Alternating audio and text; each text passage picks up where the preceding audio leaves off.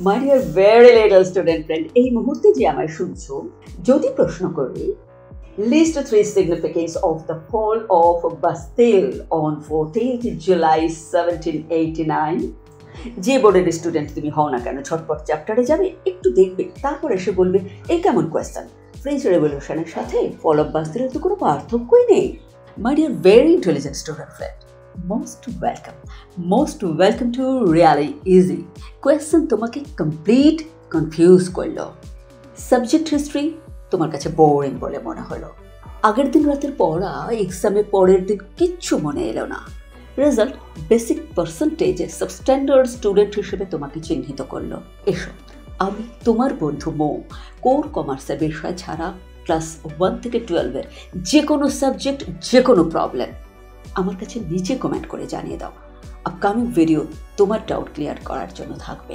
Sure. এসো, তোমাকে আগে হিস্ট্রির মজাটা দেখাই। List 3 significance of the fall of Bastille on 14th July, এটাই ছিল আমার প্রশ্ন। ওকে আমি ইয়ারও বলেছিলাম 1789। My dear student friend, তাহলে খেয়াল করো 14th July, the date is related to the fall of Bastille and 1789 is related to the French Revolution. ঠিক? ফল অফ বাস্তিল একটা ঘটনা এই বিশাল ঐতিহাসিক ফরাসি বিপ্লবের মাঝে, that is a revolt within the revolution. Clear? তাহলে প্রশ্ন, what is revolt? It is a sudden and spontaneous uprising of a people against their ruler or government. Okay? And a revolution, it is a more organized and planned movement aimed at overthrowing the existing social system or government or a ruler. My dear intelligent student friend, নিশ্চয়ই বুঝে গেছে ফল of Bastille revolt ছিল French রিভলিউশনের মাঝে। Friend, তাহলে কোয়েশ্চেনের আনসারটা কি হবে? The fall of Bastille on 14th July 1789 is a great event in history. একটা কোলন দাও। Number 1, it was a signal for the popular uprising all over the country.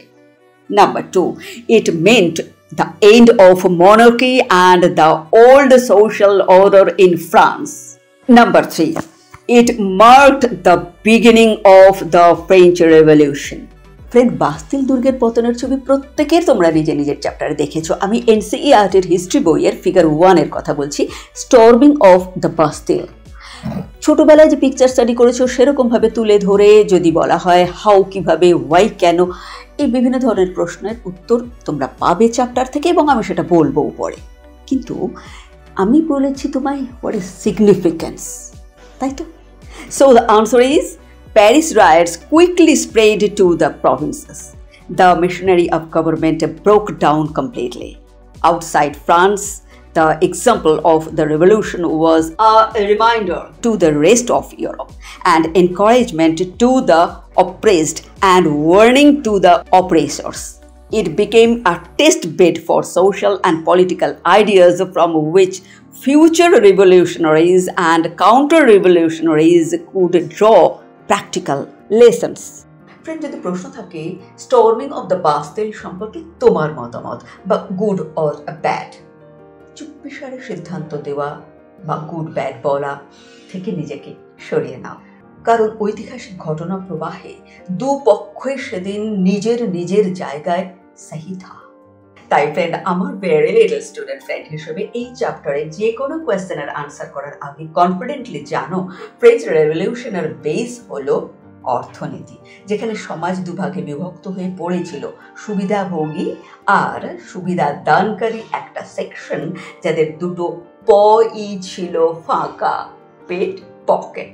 তাই আজ সেদিনের ঘটনা কোনো এক পক্ষ তুমি অন্তত নিও না আলোচনা করার সময়। তাহলে আনসার করার সময় বলতে পারো the storming of the Bastille set a president for the first time in modern history. Ordinary men and women, through their collective action in the streets, ensured the creation of a constitutional system of a democratic government.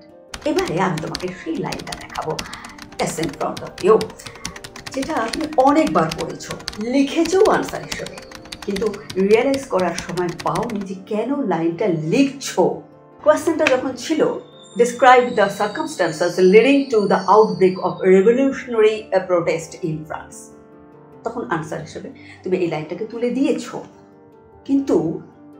কিন্তু ভেবে দেখো, under Louis XVI French helped the 13 American colonies to gain their independence. But why? এই প্রশ্নটা তুমি করেছো ফ্রান্সকে? এত বড় বিশাল আটলান্টিক ওশান ক্রস করে আমেরিকানদের স্বাধীনতা আন্দোলনে সাহায্য সে কেন করেছিল? বিশ্ব ইতিহাস বলে কলোনি তৈরি করাটাই এই সমস্ত দেশের একটা ফার্স্ট অ্যান্ড ফরমোস্ট ডিউটি ছিল, জানো। তাহলে এই ক্ষেত্রে কারণটা কি? কারণ ফ্রেন্ড, বিশ্ব ইতিহাস প্রমাণ করে ব্রিটেন, ফ্রান্স ইত্যাদি দেশগুলো কলোনি তৈরি করেছিল বারবার সারা পৃথিবী জুড়ে। In the late 16th and 17th centuries, many English, French and Dutch immigrants went to North America. ঘটনা প্রবাহতে দেখা গেল ব্রিটিশের প্রভুত্ব সেখানে বেশি হলো।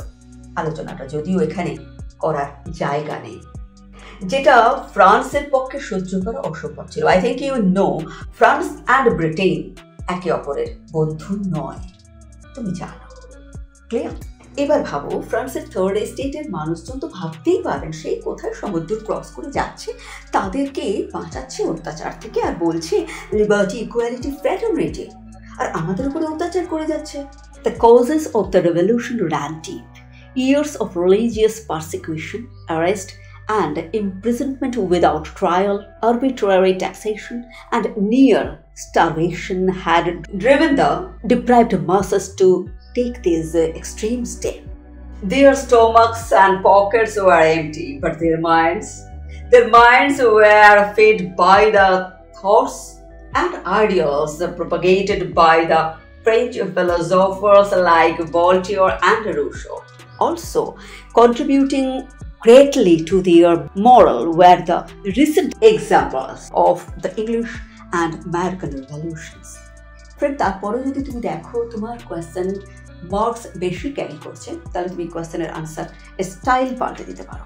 বেসিক কনসেপ্ট কিন্তু এটা। তাহলে খোলা মনে লেখো, the circumstances that caused the outbreak of revolutionary protest in France were, আমি তোমাকে পয়েন্টসগুলো বলছি, তুমি স্ক্রিন ফলো করো, আনসার এখানে লিখে দেখাচ্ছি। বেশি কথা বললে শুধু তোমারই সময় নষ্ট হবে। Point number 1, social inequality.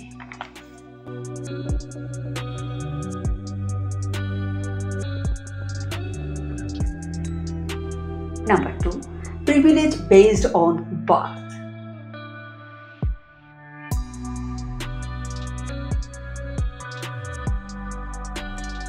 Number 3, subsistence crisis.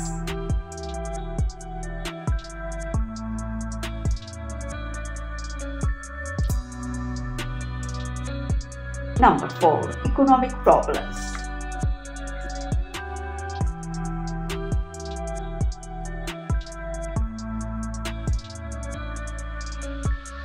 Number 5, strong middle class.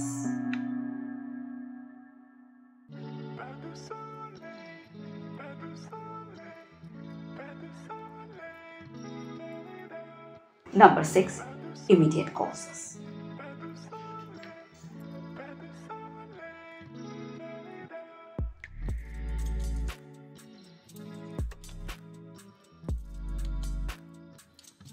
French short question হিসেবে তোমাকে আনসার করতে হতেই পারে, name to French philosophers who influenced the mind of the masses during the French Revolution.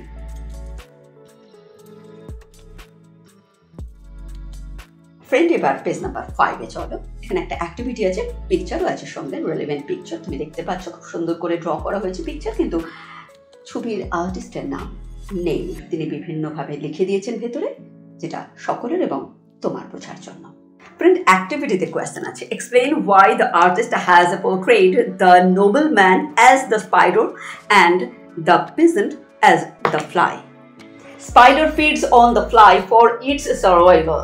You know, friend, in the same way, the so-called nobles of the French society imposed heavy taxes on the peasants, which caused so much turmoil for them.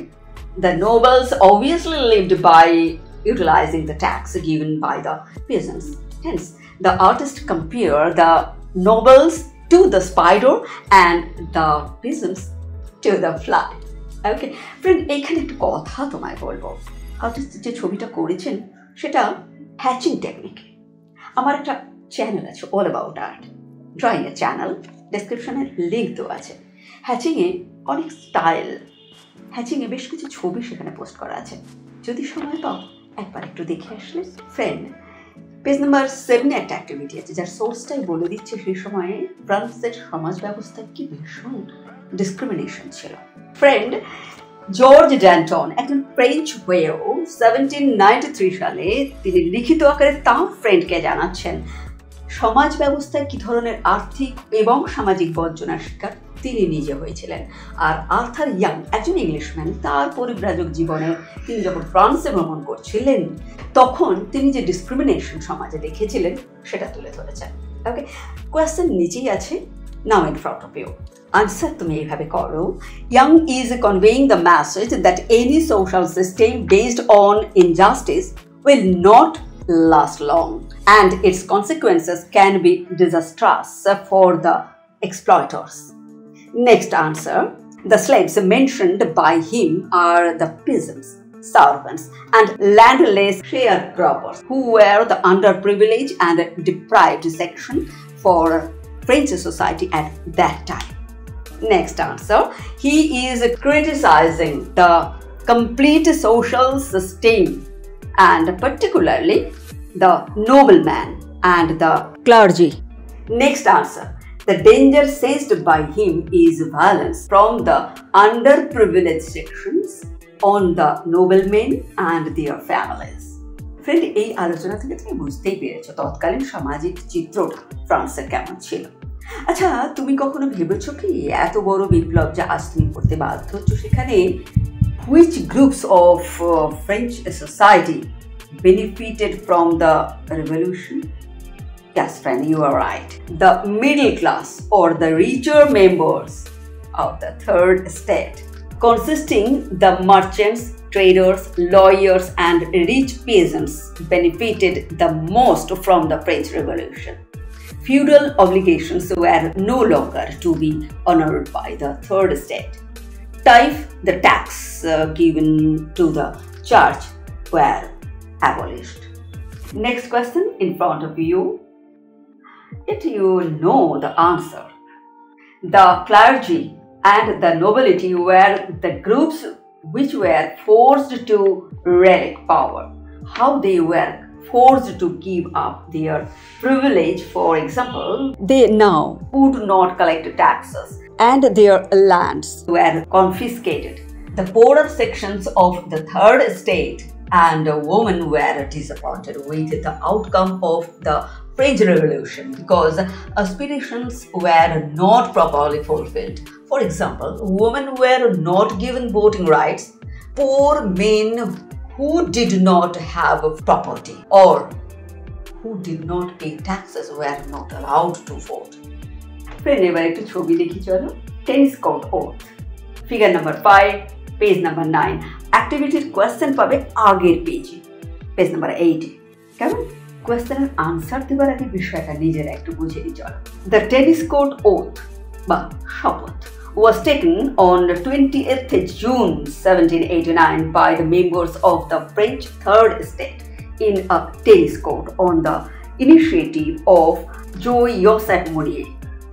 It was an important revolutionary act that displayed the belief that political authority came from the nation's people. রাজতন্ত্র থেকে কিন্তু নয়, not from monarchy. যেখানে সই হয়েছিল তার থেকে এই নাম টেনিস কোর্টে হয়েছিল, তাই দ্য টেনিস কোর্ট ওথ। মোটামুটি এইরকম ছিল সে শপথ। We swear never to separate and to meet wherever circumstances require until the kingdom's constitution is established and grounded on solid foundation. এবার এসো পেন্টিং। প্রশ্ন যা করা হয়েছে দেখো page number 8 A.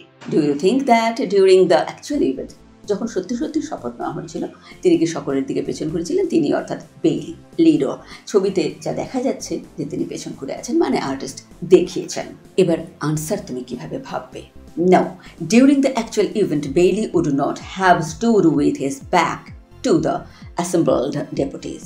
The artist was actually trying to show that the constitution framed in 1791 after the 1789 revolution turned its back on the aspirations of the peasants, workers and women, instead of meeting them despite the Declaration of Rights of Men and Citizens.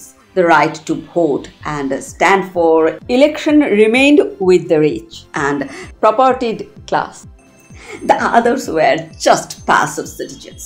Clear?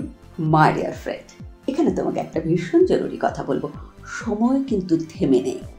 1774 যিনি সম্রাট হলেন, 1789 তিনি সাধারণ নাগরিকের রিভোল্টের মুখে পড়ছেন। 1791 national assembly কনস্টিটিউশনের draft complete করে ফেলল। ফরাসি বিপ্লব তার ফল দিচ্ছে, সময় গড়াচ্ছে।